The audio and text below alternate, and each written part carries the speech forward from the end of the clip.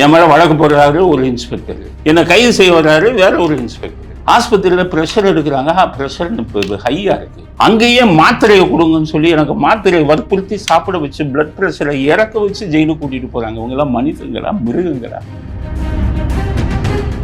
யாருக்காக இதை செய்யல? ஒரு அரசு கேவலம் ஒரு அரசியல்வாதிக்கு தானே இந்த வேலை பண்ற. மனசாட்சியுடன் பண்ணணுங்கிறது தானே உன்னுடைய காவல்துறையோட யூனிஃபார்ம். எவ்வளவு வெட்டரன்ஸ் எல்லாம் போட்ட யூனிஃபார்ம் தெரியுமா அது? இன்னைக்கு அரசியல்வாதிகளுக்கு கூஜா தூக்குவதற்காக இப்படிப்பட்ட யூனிஃபார்மை போட்டுட்டு இவ்வளவு கேவலமான வேலையா செய்வீங்க? போட்டு இருக்கிற யூனிஃபார்முக்கு என்ன மரியாதை? பெரிய பெரிய தலைவர்கள்லாம் கடி சாப்பிட்டவங்க தான். அது ஒன்றும் கேவலம் இல்லையா? நான் நாட்டை கொள்ளையடிச்சிட்டு போறேன்னா, இல்லை வெளிநாட்டில் போய் முதலீடுகள் பண்ணிட்டு அதில் கண்டுபிடிச்சு போறாங்களா, இல்லை உங்க கட்சிக்கார மாதிரி பாலியல் பலாத்காரம் பண்ணவங்க பண்ணிட்டு போறேன்னா, அநீதியை விமர்சனம் பண்ணேன், தப்ப விமர்சனம் பண்ணேன், அது என்ன எனக்கு பெருமை தானே? 40 பேரை ஒரு பாத்ரூம்ல போட சொன்னாதான் உனக்கு தெரியும். அரசியல்வாதியும் காவல்துறை உயர் அதிகாரி உங்க வீட்டில் வைக்கணும். அனுப்புறீங்க அங்கே கேட்குறியா?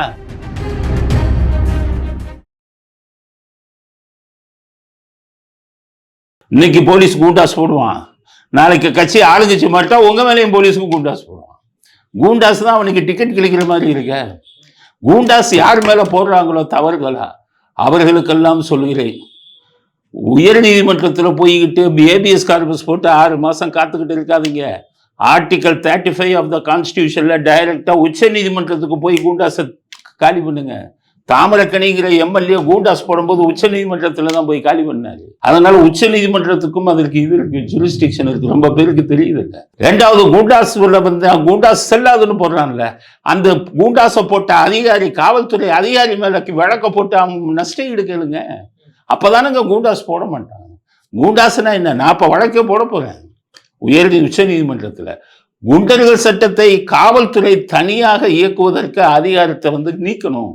நீதிமன்றங்களில் நீ 6 மேலேயாச்சும் குண்டர்கள் சட்டத்தில் போடுறேன்னா அதை நீதிமன்றத்தில் வழக்கா பதிவு செஞ்சு நீதிமன்றம் அனுமதி கொடுத்தால் மட்டுமே யாரையும் குண்டர்கள் சட்டத்தில் நீ கைது செய்ய முடியும். இது வந்து அரசியல் சட்டத்துக்கு எதிரானது. 5 பேர் 10 பேர் அநியாயம் இல்லையா? சார்ஜ் ஷீட் போட முடியலன்னு வைங்க, 60 நாள் 90 கூண்டாஸ். இன்னும் உங்க வீட்டுக்கு கூண்டாஸ் ஒருத்தன் ஜெயிலில் இருக்காயா? உன் வீட்டில் ஒரு ஆள் இருந்தால் தான் அதோடைய இது தெரியும், வழி தெரியும். குவாட்டா வச்சுக்கிட்டு ஒரு மாசத்துக்கு ஒரு போலீஸ் ஸ்டேஷனுக்கு 5 கூண்டாஸ் போடணும். இப்படியா ஒரு கேலி கூத்து தமிழ்நாட்டில் நடந்துகிட்டு இருக்கு? இதை வேடிக்கை பார்த்துக்கிட்டு இருக்கான அரசியல்வாதிக்கு இது இல்லையா? மூளை இல்லையா? சட்டம் தவறாக பயன்படுத்தப்படுதியா? போறவன் வரவன் எல்லாம் கூண்டாசுன்னு போறான். கூண்டாசுங்கிறது என்ன? செக்ஷன் 2 ஆஃப் கூண்டாஸ் ஆக்டை போய் அரசியல்வாதிகள் எல்லாம் படிக்க சொல்லுங்க. இல்ல இந்த காவல்துறை அதிகாரிகளை படிக்க சொல்லுங்க. கூண்டாசுனா யாரு தெரியுமா? நீங்களும் நானும் கூண்டாஸ் ஆக முடியாது. குற்றம் செய்வதையே தன்னுடைய தொழிலாக வைத்துக் கொண்டிருப்பவன் தான் கூண்டாஸ். செக்ஷன் 2ல சொல்றான். அது எவனும் பார்க்கறது இல்லை. கூண்டாஸை போடுறது அது பாருங்க, ஹைகோர்ட்ல நிறைய கேஸ் இருக்கு. அது வர்றதுக்கே 6 மாசம் ஆகும், 8 மாசம் ஆகும். அந்த 6 மாசம் 8 மாசம் ஜெயிலில் இருக்கான அவனுக்கு என்ன நிவாரணம்? என்ன சிஸ்டம் வச்சிருக்கீங்க நீங்க? வந்தவனா ஒரு 15 நாளைக்குள்ள அதுக்கு ஒரு போர்டுன்னு ஒன்று வச்சிருக்காங்க. அந்த போர்டு கண்ணை மூடிட்டு எவன் ரைட்டுன்னு கொடுக்குறான். நாட்டில் எங்கேயா நீதி கிடைக்குது? போற போக்க பார்த்தீங்கன்னா எல்லாரையும் கூண்டாஸ் போட்டுருவாங்க. கூண்டாஸ் தவறாக பயன்படுத்தப்படுது தமிழ்நாட்டில். இதற்காக நான் உச்ச நீதிமன்றத்துக்கு போறேன், தனி மனுஷனா போய் இப்படி தப்பா பயன்படுத்துறான். இந்திய அரசியல் சட்டம் தவறாக பயன்படுத்தப்படுகிறது.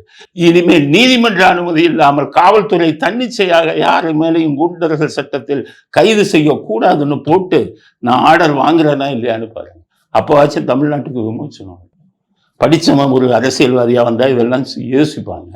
படிக்காதவங்க வந்து அவங்களுக்கு என்னன்னு தெரியல.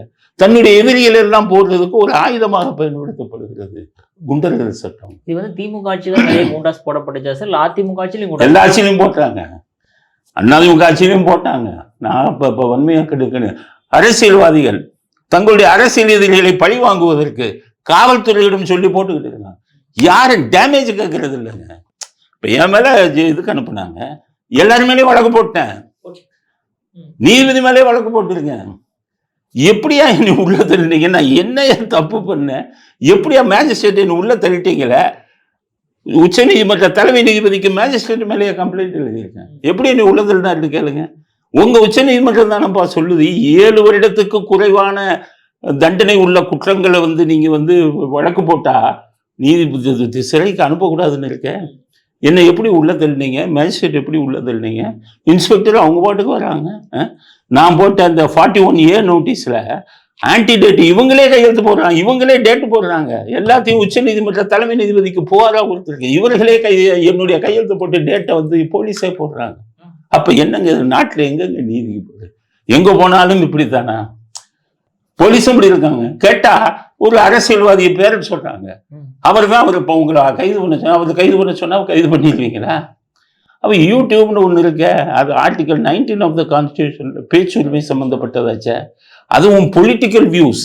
நான் ஒரு அரசியல் கட்சிக்கு தலைவராக இருக்கிறவங்க அரசியல் விமர்சனங்களை பண்ணினா அதில் நடவடிக்கை எடுக்க முடியாதுன்னு உச்ச நீதிமன்றம் சொன்ன பல தீர்ப்புகள் இருக்க. என்னுடைய பேச்சுரிமையை நீங்க வந்து இது பண்ற மாதிரி இருக்க. நான் ஒரு தனி மனிதனா? ஒரு அரசியல் கட்சி சார்பில் தானே பேசுறேன். அப்ப எப்படி என்ன நீங்க கைது பண்றீங்க? நாட்டில் சட்டம் இல்லையா? காவல்துறை நீங்க பண்ணிடுவீங்களா? காவல்துறை அதிகாரிகள் அத்தனை பேர் மேலேயும் டேமேஜ் கேட்க போறேன். அந்த டேமேஜை நான் எப்படி கேட்பேன்? அவர்கள் சம்பளத்திலிருந்து எனக்கு கொடுக்கணும், அரசாங்கம் கொடுக்க வேணாம். எந்த அதிகாரி அவங்க மேல போட்டாங்களோ அவங்க சம்பளத்திலிருந்து கொடுங்க. அதுதான் இப்ப நான் கேட்க போறேன். ஆனா சார், மேல இருந்து அதிகாரிகள் ப்ரெஷர் பண்றதுனால சார் ப்ரெஷர் பண்ணா மேல் அதிகாரியை பிடிக்கணும். ஒரு மேலதிகாரிக்கு நோட்டீஸ் அனுப்புனேன், திருப்பி அனுப்புறாரு. திருப்பி அனுப்புனா என்ன பண்ணணுங்கிறது எனக்கு தெரியுமே. சட்டப்படி உங்களை வந்து சட்டத்தின் முன் கொண்டு வரேன். என்ன ரிமாண்ட் பண்ண போறாங்க? ஒரு ஐபிஎஸ் அதிகாரி யூனிஃபார்மோட வந்து கோர்ட்ல உட்கார்றாரு. எதுக்கு? மேஜிஸ்ட்ரேட்டை பயமுறுத்துறதுக்கு. இதெல்லாம் யாருக்காக செய்யறீங்க? ஒரு அரசியல்வாதி சொன்னாங்கிறதுக்காக தானே செய்யறீங்க. செய்யலாமா? உங்களுக்கு மனசாட்சி இல்லையா? பாவத்தை பண்றீங்களே நீங்க.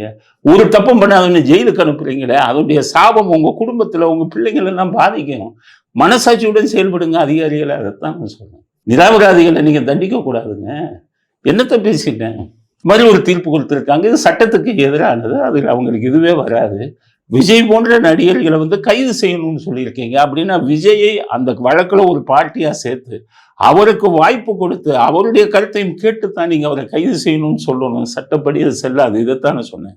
கெட்ட வார்த்தையில பாப்பான்னு சொன்னா, இல்லை அவர் ஜாதி பேர் சொன்னா, ஏதாச்சும் இப்போ அவங்க பேசுற மாதிரி அவர் விமர்சனமோ கேலி விமர்சனமோ பண்ணனா அதுக்கு உள்ள தள்ளுவீங்க. அப்புறம் அப்போ அதுக்கான தண்டனை அனுபவிப்பீங்கல்ல.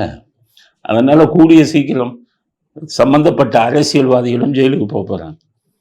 நிச்சயம் ஜெயிலுக்கு போவோம். ஏன்னா இப்போ இதை வந்து அவங்க அதிகாரிகளை நான் இதுக்கு வந்து அவங்களுக்கு நஷ்ட ஈடு வாங்காம விடவே மாட்டேன். எவ்வளவு செலவானாலும் சரி. காவல்துறை என்னை கைது செய்த காவல்துறை அதிகாரிகளை நஷ்ட என் மேலே வழக்கு போடுறாரு ஒரு இன்ஸ்பெக்டர், என்னை கைது செய்ய வர்றாரு வேற ஒரு இன்ஸ்பெக்டர். எனக்கு இதுக்கு கூட்டிட்டு போறாங்க ஆஸ்பத்திரியில் ப்ரெஷர் எடுக்கிறாங்க. ப்ரெஷர் ஹையா இருக்கு. டாக்டர் இவ்வளவு ப்ரெஷரோட நான் ஜெயிலுக்கு அனுப்ப மாட்டேங்கிறாங்க. அங்கேயே மாத்திரையை கொடுங்கன்னு சொல்லி எனக்கு மாத்திரையை வற்புறுத்தி சாப்பிட வச்சு பிளட் ப்ரெஷரை இறக்க வச்சு ஜெயிலுக்கு கூட்டிட்டு போறாங்க. இவங்க எல்லாம் மனிதங்களா மிருகங்களா? என்னை வந்து தற்காலிகமா பிளட் ப்ரெஷரை குறைக்கிறீங்க. நான் உள்ள போனதுக்கு அப்புறம் மறுபடியும் ப்ரெஷர் வந்து இவன் உயிருக்கு ஆபத்து வந்தா அதை பத்தி யோசிச்சிங்களா? ஒரு மனிதனா? இன்ஸ்பெக்டரா யோசிக்காதீங்க, ஒரு மனிதனா யோசிக்க வேணாமா?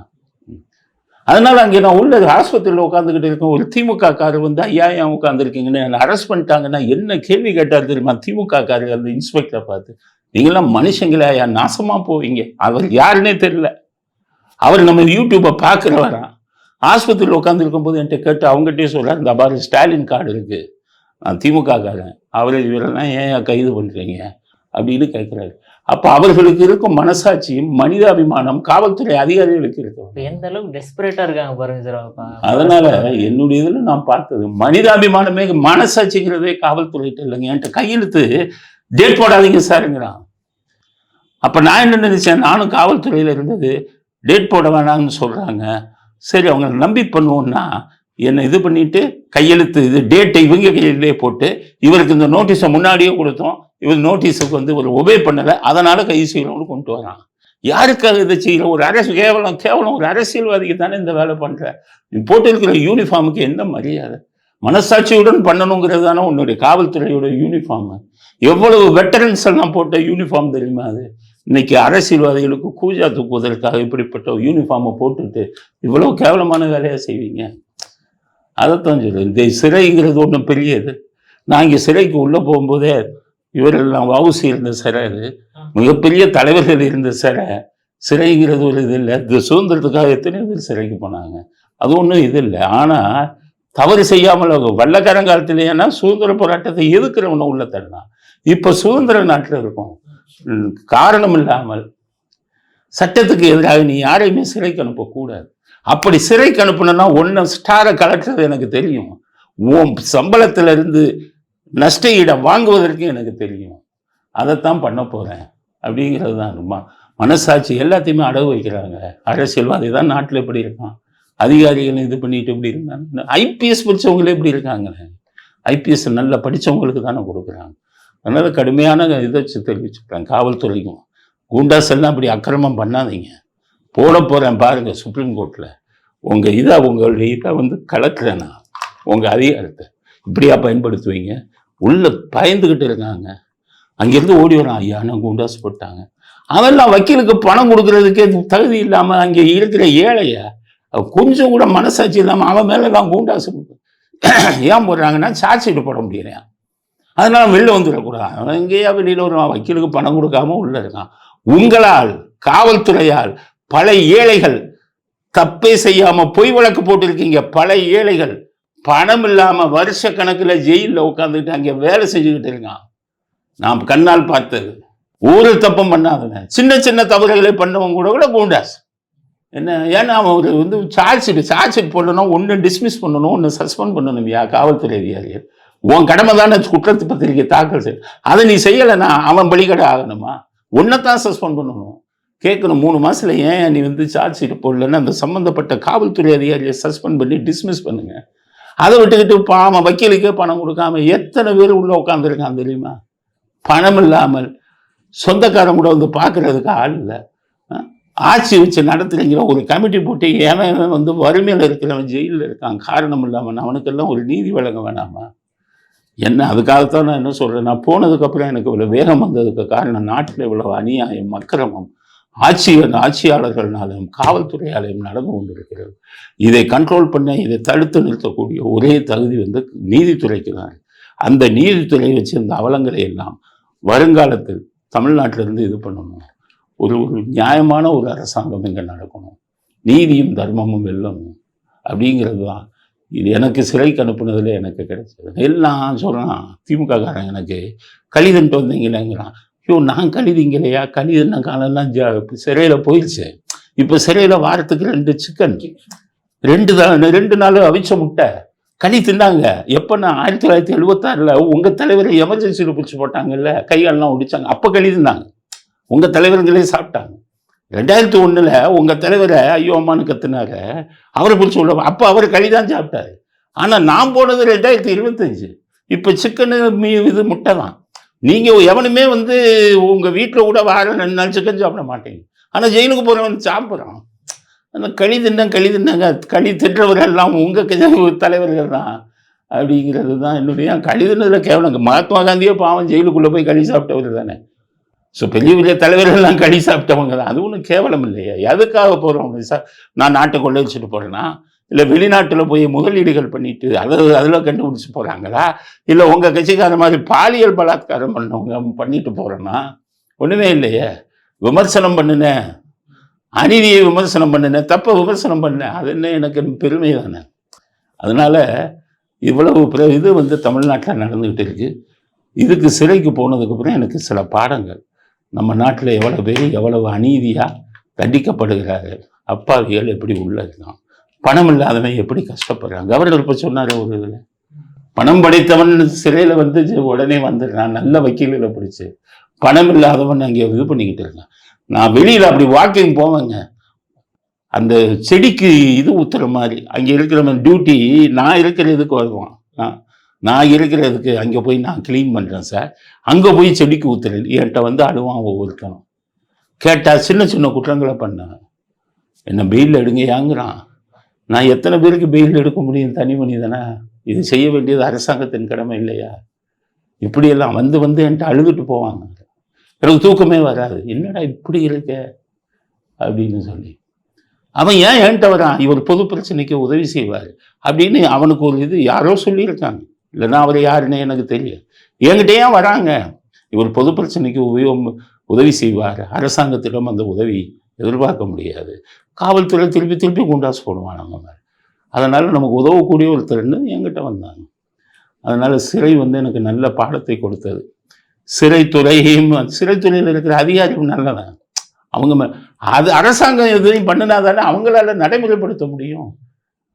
1500 பேர் தான் உள்ள வைக்கலாம், 2500 பேர் உள்ள அனுப்புறியா? எப்படியா? உன் வீட்டுக்குள்ள 4 பேர் இருக்கல, 40 பேர் அடைச்சாதான் உனக்கு தெரியும் வழி. உன் வீட்டுக்குள்ள 40 பேரை ஒரு பாத்ரூம்ல போட சொன்னாதான் உனக்கு தெரியும். அரசியல்வாதியும் காவல்துறை உயர் அதிகாரி உங்க வீட்டில் வைக்கணும்.